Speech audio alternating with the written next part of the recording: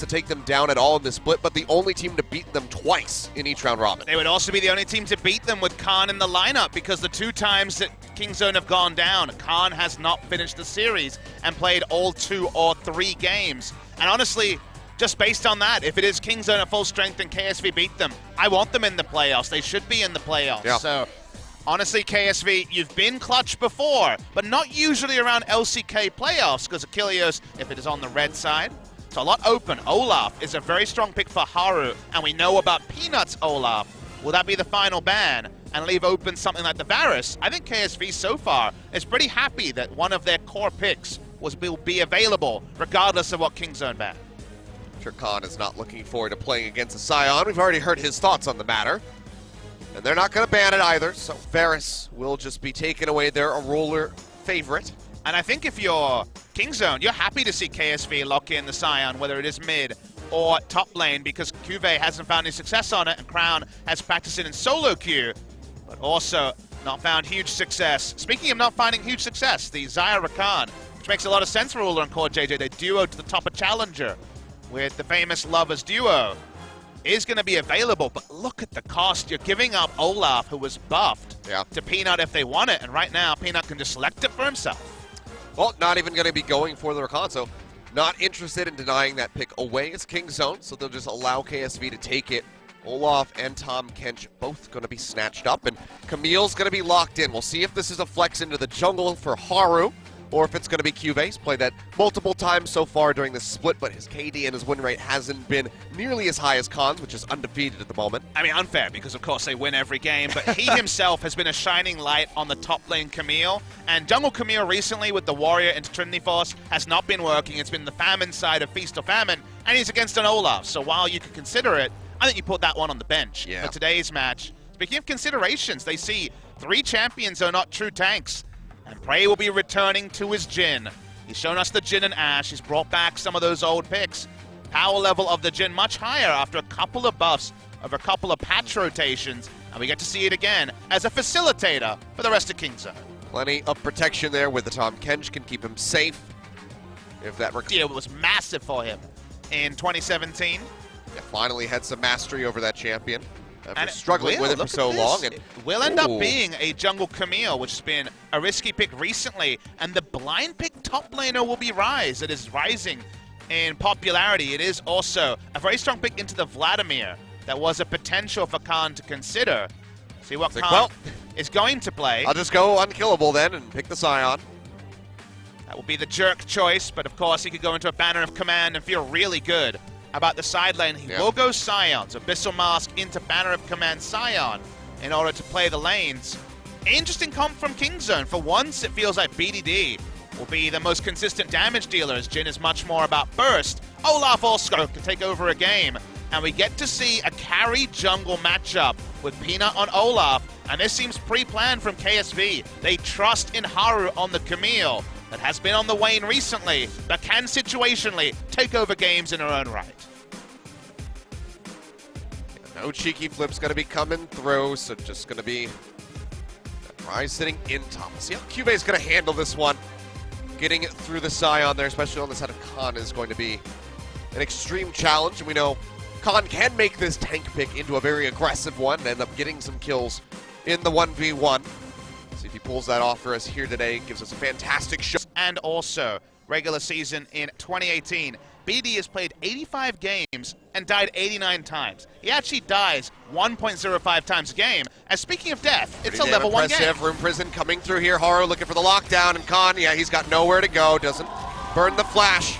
He's just going to get taken down immediately. 2.5 minutes in. Cheeky gank comes through. Do notice he can actually push in the minion wave because he doesn't die fast in the zombie mode. Look at how much gold he's picking up here for his first shot. This is actually not irrelevant. He's able to push up the wave. He gets back in. Gets boots out of it. That's what happens when you die as a Scion. You're passive, pretty useful. In the meantime, Peanut here trying to solo down this Ocean Drake. Throws out the smite to get that HP back, but we know how tough the Ocean Drake is, but Haru, he's straight back in for maybe another cheeky gank. But he's level 3 because of all the mechanically gifted top lane Ryze player.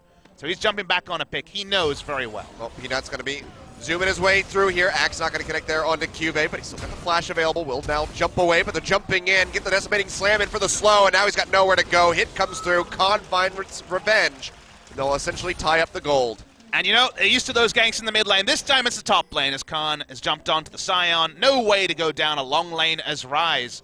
Olaf Peanuts coming around from the side. They're looking for a map player. Talia coming down as well. Haru spots him. Yeah, BDD getting ready to come through. Ruler going to get jumped on, and he might just get popped. There it is. BDD finds the kill. Now looking for a second one as Core JJ gets locked down. He'll die. In the meantime, Gorilla has been picked off on the backside as Haru arrives.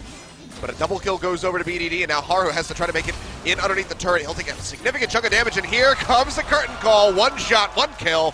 Prey picks it up. And once again, playing with their food is Kingzone. Gorilla flashed into Haru, not ideal. Crown's in the bot lane. Seismic shove. Deadly Flourish not going to connect, but now Peanuts coming straight back in. Crown gets locked up. Stun connects, however, there onto Prey. And that is going to be the teams going their separate ways. But big explosion of kills over here for the side of Kingzone, getting 3 in that engage. And the outrageous thing is they trade up in summoners as well. It's only one flash used. Here's the replay. Level 5 on the bot lane would have been the information passed from Kingzone. Gorilla's being the true bro, tanking up the turret, and then finds Haru. He's like, but blue and red are up. What's this all about? It does die. Through all of it, Tom Kenshi accepted that he could be counterpicked in lane. Sometimes that guy. Oh, this is just going to be the ultimate coming through. Decimating Smash gets the hit. One more to do it, but he doesn't have the flash to follow, so QV will walk away with less than 10 HP there. We'll call that one calculated. Not really sure how the earlier trades happened to allow Khan to walk up, but he did have the Ocean game goes on. Zone pushing forward, clearing out some vision. They have Peanut hovering around the red, and he's just going to go aggressive here onto Haru. Misses the axe as he jumps away with a hook shot, but is still chasing through. Yeah, he's looking for it. Ultimatum comes down to get the pop-up there onto Peanut, but Haru's still one hit. Peanut will be able to get the kill. Devour from Gorilla drags him back out. They'll clear out more vision and likely take the red buff. And they're playing around pressure so well. They had the control. Now that you mention it. It was great. That crossover game was fantastic. One of my favorite classic games, I would have to say. Well, Peanut's walking out, but not that tanky. He's got the Ragnarok coming through. Technical sweep hits, and now Abyssal Voyage comes in. Seismic Shove gonna miss, but the Deadly Flourish finds the catch, and that's just gonna be Crown getting obliterated. Didn't even get to try to pop the flash.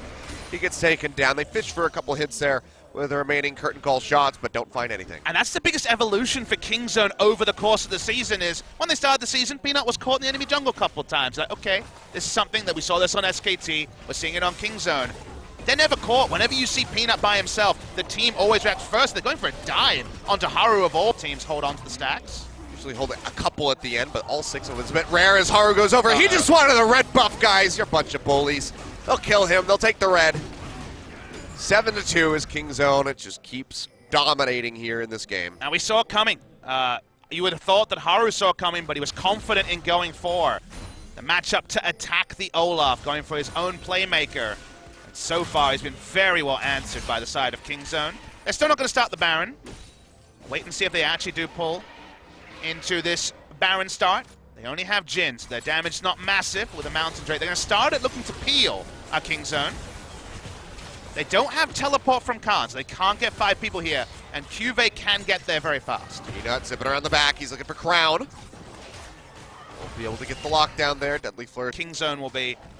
At some point, Kingzone's going to have to start this Baron and actually deal with quite a lot of threat from KSV. 2 items now onto the Xayah.